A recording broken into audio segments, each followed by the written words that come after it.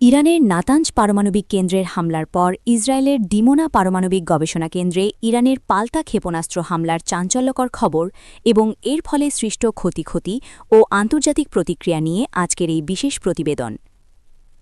Israel কি নিজেদের তৈরি করা ফাঁদে নিজেই পা দিল? ইরানের পারমাণবিক স্থাপনায় হামলার যে প্রতিশোধ নেওয়া হল তার জন্য কি প্রস্তুত ছিল নেতানিয়াহু বাহিনী? ইসরায়েলের দুর্ভেদ্য বলে প্রচারিত আকাশ প্রতিরক্ষা ব্যবস্থা কেন ব্যর্থ হল এই হামলায়, এবং এই ঘটনা মধ্যপ্রাচ্যের যুদ্ধকে কোন বহভয়াবহ দিকে ঠেলে দিচ্ছে?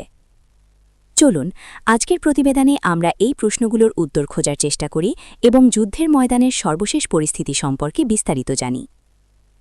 মুসলিম দেশগুলোর পারমাণবিক শক্তি অর্জনকে যুক্তরাষ্ট্র ও ইসরায়েল বরাবরই তাদের অস্তিত্বের জন্য হুমকি মনে করে এসেছে।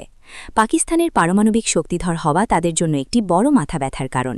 ঠিক একইভাবে ইরানের পারমাণবিক কর্মসূচি নিয়েও তাদের দুশ্চিন্তার অন্ত নেই। যদিও ইরান বারবার দাবি করে আসছে তাদের এই কর্মসূচির শান্তিপূর্ণ উদ্দেশ্যে, কিন্তু আমেরিকা ও ইসরায়েল তা মানতে নারাজ। এই সন্দেহের বশবর্তী হয়েই ডোনাল্ড ট্রাম্পের সময় থেকে শুরু করে বর্তমান নেতানিয়াহু প্রশাসন পর্যন্ত ইরানের পারমাণবিক কেন্দ্রগুলোতে বারবার হামলার চেষ্টা চালানো হয়েছে। এমনকি বর্তমান চলমান যুদ্ধের মধ্যেও ট্রাম্প প্রশাসন হামলার বিপক্ষে মত দিলেও ইসরায়েল ইরানের নাতাঞ্জ পারমাণবিক স্থাপনায় হামলা চালিয়ে বসে। কিন্তু ইরান যে এই হামলার এত দ্রুত এবং ভয়াবহ প্রতিশোধ নেবে তা বোধহয় ইসরায়েলের সামরিক বিশ্লেষকরাও আন্দাজ করতে পারেননি। ইরানের বিপ্লবী গার্ড বাহিনী IRGC ইসরায়েলের অত্যন্ত গুরুত্বপূর্ণ এবং সংবেদনশীল দিমোনা পারমাণবিক গবেষণা কেন্দ্র লক্ষ্য করে ব্যালিস্টিক ক্ষেপণাস্ত্র নিক্ষেপ করেছে। আল জাজিরার প্রতিবেদন অনুযায়ী এই হামলায় ইসরায়েলের দক্ষিণাঞ্চলীয় শহর ডিমোনা ও আরাদ এলাকা তছনছ হয়ে গেছে। হামলায় শতাধিক মানুষ হতাহত হয়েছে এবং আহতদের অনেকের অবস্থা আশঙ্কাজনক। আক্রান্ত এলাকায় জরুরি অবস্থা জারি করেছে ইসরায়েলি কর্তৃপক্ষ। অন্যদিকে ইরানের বিপ্লবী গার্ড বাহিনী দাবি করেছে তাদের এই সফল হামলায় ইসরায়েলের 2 শতাধিক মানুষ নিহত হয়েছে। এটি ইরানের পক্ষ থেকে একটি বড় ধরনের শক্তি প্রদর্শন এবং ইসরায়েলের জন্য স্পষ্ট সতর্কবার্তা যে কোনো আগ্রাসনের কড়া মূল্য দিতে হবে। এই ঘটনার সবচেয়ে বিস্ময়কর দিক হল ইসরায়েলের বহু প্রচারিত এবং গর্বের আকাশ প্রতিরক্ষা ব্যবস্থার ব্যর্থতা।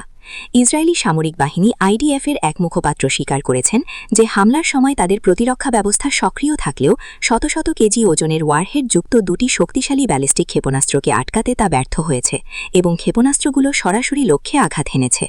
এটি ইসরায়েলের প্রতিরক্ষা সক্ষমতা নিয়ে বড় ধরনের প্রশ্ন তুলে দিয়েছে। যদিও আন্তর্জাতিক পারমাণবিক শক্তি সংস্থা IAEA জানিয়েছে ডিমোনায় অবস্থিত শিমন পেরেজ নেগেভ পারমাণবিক গবেষণা কেন্দ্রে তারা তাৎক্ষণিকভাবে কোনো বড় ধরনের ক্ষতির ইঙ্গিত বা অস্বাভাবিক বিকিরণ শনাক্ত করেনি, তবে তারা পরিস্থিতি নিবিড়ভাবে পর্যবেক্ষণ করছে বলে জানিয়েছে।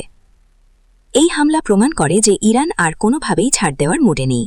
আমেরিকা ও ইসরায়েলের ক্রমাগত চাপের মুখে তারা নিজেদের সামরিক সক্ষমতা এবং যে কোনো হামলার দাঁত ভাঙা জবাব দেওয়ার প্রস্তুতি বিশ্বকে দেখিয়ে দিল। মধ্যপ্রাচ্যের এই সংঘাত এখন এক নতুন এবং বিপজ্জনক মোড় নিল।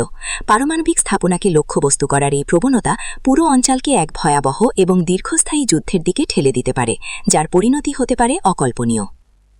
প্রিয় দর্শক, যুদ্ধের এই পলপলের আপডেট এবং নিরপেক্ষ বিশ্লেষণের জন্য আমাদের চ্যানেল ইরান লাইভ নিউজ এখনই সাবস্ক্রাইব করুন এবং পাশে থাকা বেল আইকনটি প্রেস করুন। ভিডিওটি ভালো লাগলে লাইক দিন এবং কমেন্ট করে আপনার মতামত জানান যে এই পরিস্থিতিতে বিশ্বের অন্যান্য দেশগুলোর ভূমিকা কী হওয়া উচিত। ধন্যবাদ।